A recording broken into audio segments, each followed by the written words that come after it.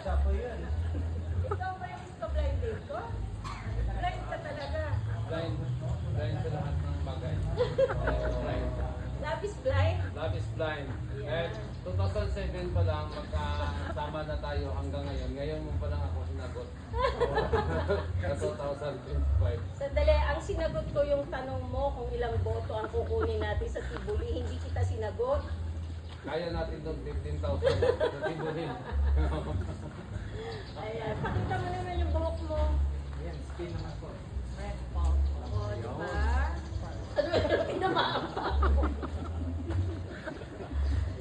So, si Glenn, ang ating municipal coordinator sa Tiboli. Kasama ko since 2007. 2007, nagtsatsaga na po ako sa kanya.